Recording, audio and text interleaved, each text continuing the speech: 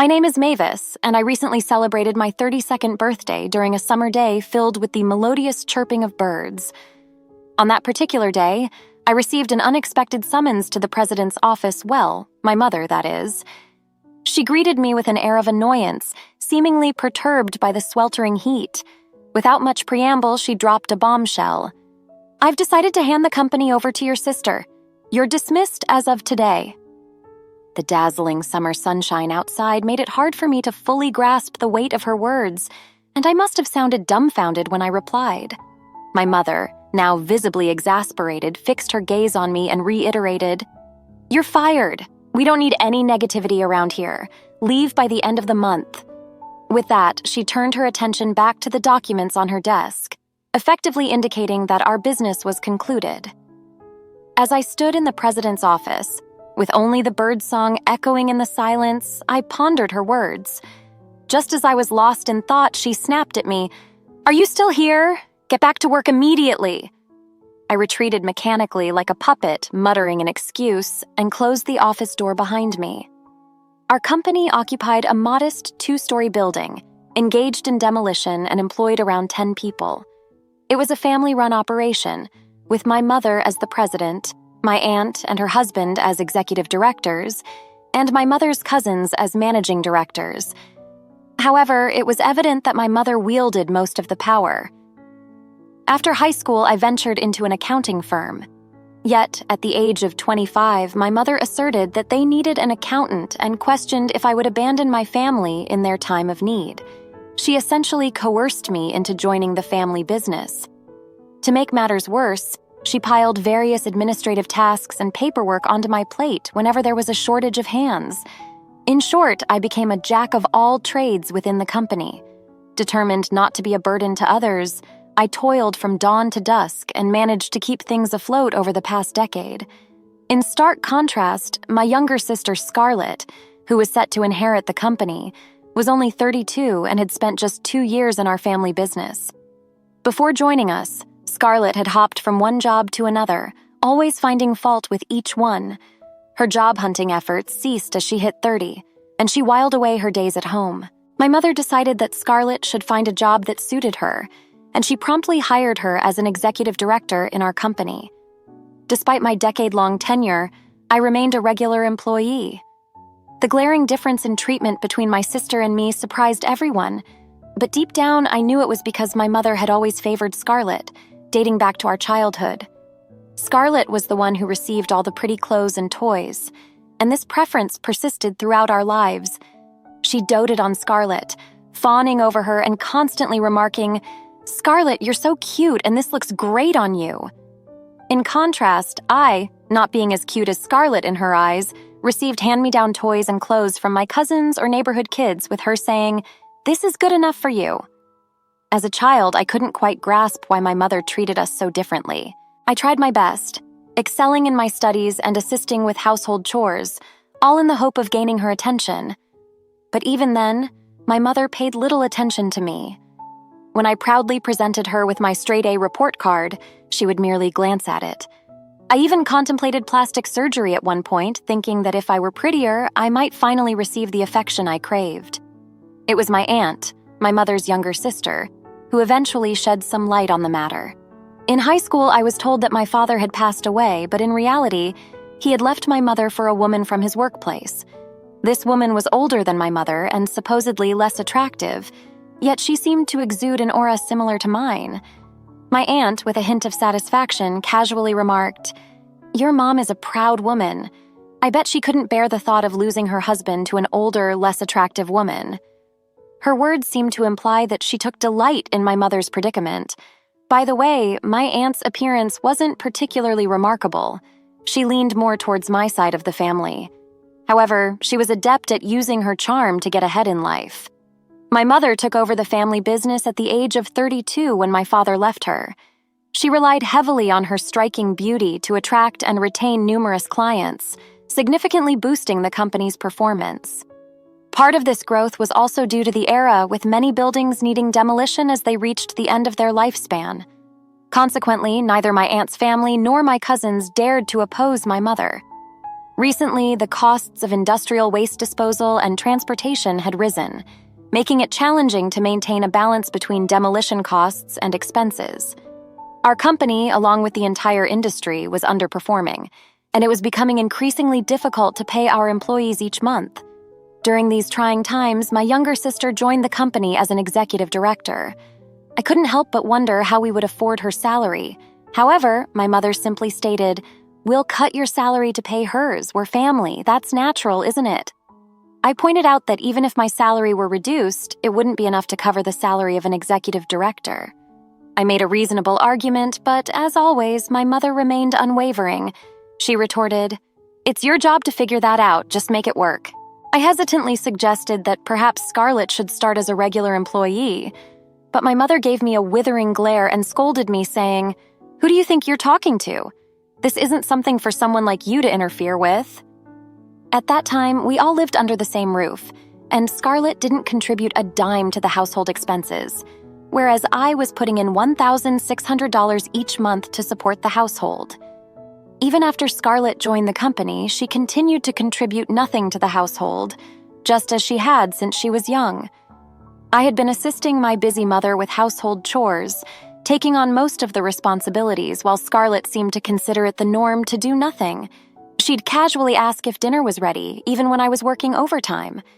When I suggested she make something for herself, she responded with, "What? I don't know what to make, and the kitchen is your sanctuary. I don't want to get scolded for using it without permission." She was still holding on to a past incident where I had scolded her for not cleaning up after herself, using it as an excuse to avoid doing anything. I frequently found myself reluctantly coming home to prepare dinner after work, as my mother rarely cooked, and she often ate out, choosing whatever she fancied. However, recently, as my mother started going out for business meals with Scarlett more often, I had less of a need to cook. Nevertheless, this change led to an increase in entertainment expenses, which was becoming a new headache. My mother, who is now 63, began complaining more about various aches and the effects of heavy drinking. It was during this time that I was called into the CEO's office and informed, "I'm handing the company over to Scarlett. You, who are not as attractive, are fired." I could understand the decision to pass the company to Scarlett based on my mother's past actions, as Scarlett was now 32, the same age my mother had been when she became the CEO. Perhaps my mother thought Scarlett could use her charm to get things done just as she had.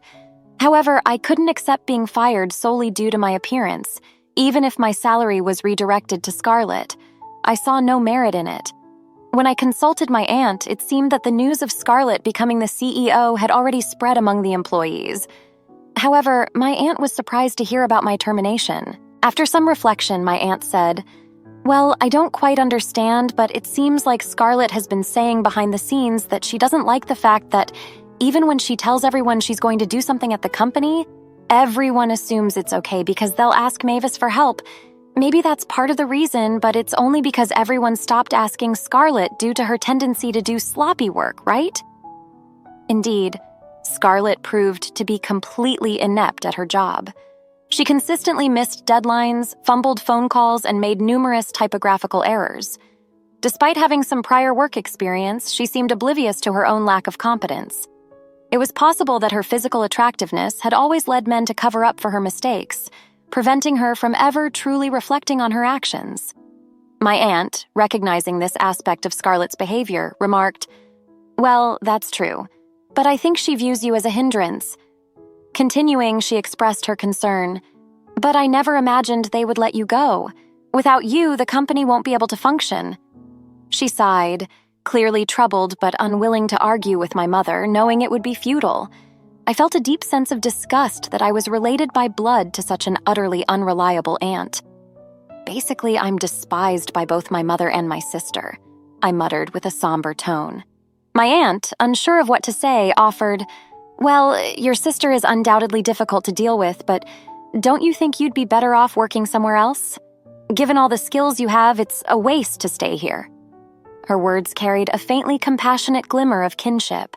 As I stood in the car, bathed in the crimson glow of the summer twilight, I gazed blankly at the distant mirage and felt a profound sense of liberation. "Maybe it's okay," I whispered, I turned to my aunt and said, "You're right," with a broad smile on my face. It was the first genuine smile I had worn since joining the company. My aunt, somewhat puzzled by my sudden change in demeanor, returned a somewhat sorrowful smile.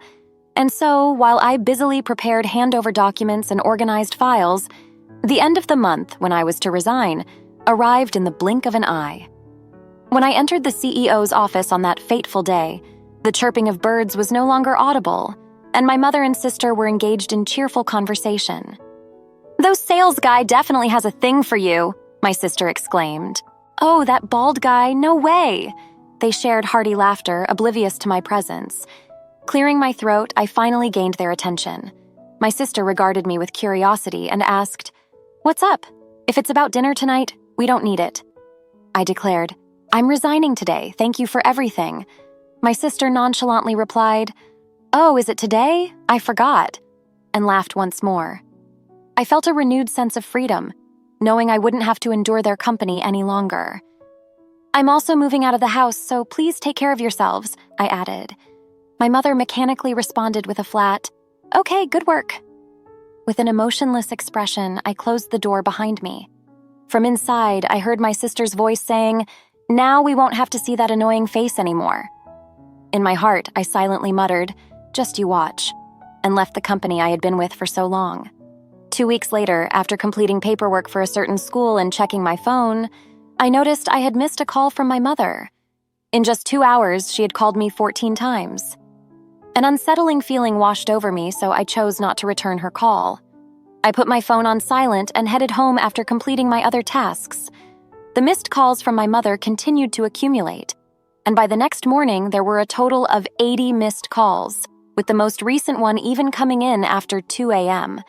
I had no inclination to call her back. To me, she had become nothing more than a stranger, and I had no desire to hear her voice. I even entertained fleeting thoughts that hearing her voice might make me succumb to her words, given that I had been under her control for 35 long years. I ignored her persistent phone calls, determined to break free from her influence. I could have blocked her calls, but I thought that if something were to happen, these calls might serve as evidence of her actions.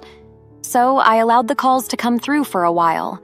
Initially, I loathed even glancing at the incoming calls, but gradually, as I grew accustomed to them, I derived a sense of satisfaction from imagining my mother's frustrated face with each unanswered call.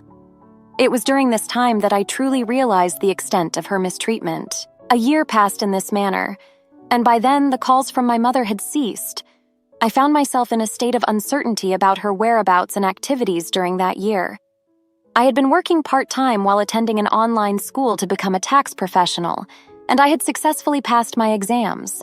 I recently secured a job at a leading tax consultancy firm. My prior practical experience, coupled with my ability to see the bigger picture from working on various tasks at my mother's company, proved to be invaluable assets in my new role. I felt grateful for the hard work I had put in at my previous company over the past decade, especially at this moment.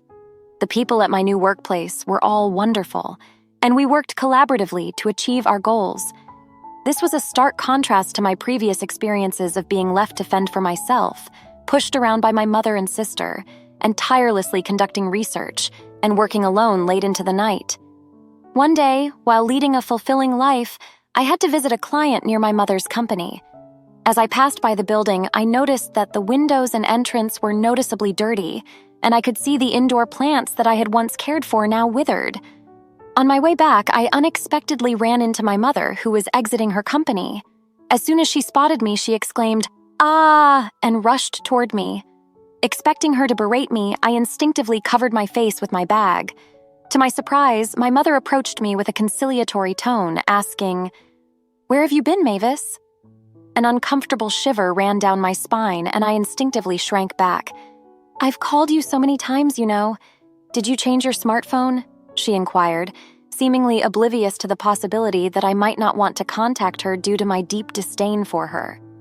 I couldn't help but ponder her thought process, given all the things she had done to me. Ignoring my puzzled expression, she continued, "Oh, but it's a good thing I saw you. Look at the state of this company. It's dreadful, isn't it? Starting tomorrow, I'm not angry, you know." My mother's words left me momentarily bewildered. In her mind, perhaps there was only an image of a younger me crying and adoring her. Mom, I began hesitantly. I'm already working at another company and I'm happy there. Her face contorted into a monstrous expression and she erupted. What? You're telling me you're working somewhere else while our company is in trouble? I don't give a damn about other companies. You're mine, understand? She caused quite a scene in the middle of the street. Wait a minute, I retorted. You're the one who fired me, remember? What about Scarlett? What happened to her?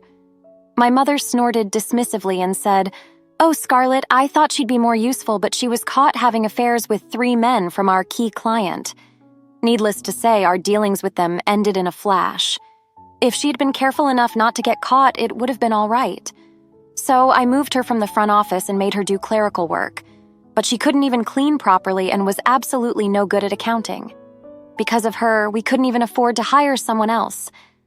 After venting her frustrations about Scarlett, my mother turned to me with a grin. That's why it's your turn, Mavis. Ever since you left, the office has been in shambles. I need you to take responsibility. I had properly created a handover manual before leaving and had explained everything to Scarlett. However, I doubted Scarlett had even glanced at the document, and I was certain my mother hadn't heard anything about it either. Even if she had heard, she would either not remember or pretend to have forgotten. It was baffling that they would fire me and then ask me to take responsibility. This was their usual tactic. Take a tough stance, blame others, and let someone else clean up the mess. I bit my lower lip, recalling the kind faces of the people I was currently working with. I vowed to myself that this was the real world. Until now, I had been living in a crazy world, but I wouldn't succumb to this pressure any longer. It was you, the boss, who fired me, isn't it? I confronted my mother, her abrupt change in tone catching her off guard. And the reason you fired me was because I'm ugly, right? The crowd around us grew, intrigued by our argument. Before I knew it, my mother began to stutter. Did I say something like that? Are you sure you didn't mishear me? No, I replied firmly. I heard it very clearly. You're going to hand over the company to my beautiful sister and fire me, the ugly one. I've been working my butt off at the company for 10 years, but you... Suddenly, my mother made an impulsive decision to hand over the company to my sister, who barely contributed any effort just after 2 years. I openly challenged her judgment, making it clear to everyone around us. The crowd started to buzz with astonishment and disapproval. People questioned, Can she really do that? That's terrible, isn't it? Is she her own mother? Are they even related by blood? Some onlookers even began filming the scene, but my anger overshadowed any concern for being recorded. My mother, facing the collective gaze of blame from the surrounding crowd and breaking into a sweat, began to panic. Mavis, you're misunderstanding. Let's go inside and talk, she urged. I shot back, misunderstanding? What am I misunderstanding? If you didn't say such a thing, shouldn't you be able to clearly deny it?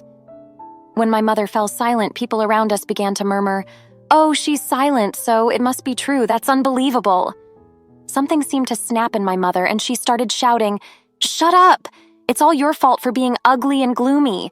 Ugly people should know their place and obediently do what beautiful people say. That's all you're good for. The people around us were taken aback by her outrageous behavior, and they quickly began uploading their videos of the incident. The video soon went viral, with headlines like, The ugly woman obeys the beautiful woman. As a result, my mother lost all her clients, and she was advised to cease all transactions with other companies. It became evident that during the year after I left the company, they had engaged in many unethical activities, including fraudulent registration and tampering with accounting books. When news of the video spread, everyone was eager to distance themselves from my mother and her company. Naturally, the company went bankrupt. My mother and sister, now deprived of their source of income, came to my apartment, but I refused to open the door for them. In the end, they moved to a run-down 42-year-old apartment without a bath, living in fear of their creditors. My sister, who frequently flirted with male employees due to her beauty, was disliked by her fellow part-time workers and had to switch jobs frequently. As for my mother, everyone at her part-time job knew about the viral video on the internet, and she found herself ostracized by her colleagues. She silently worked by herself, trying to make ends meet. On the other hand, I found a boyfriend at my new workplace. He might not be conventionally handsome, but he appreciated me for my diligent and sincere work ethic. We're planning to get married soon, and I spend my days feeling genuinely content that my hard work has paid off. Thanks for watching. Like and share now. Thanks.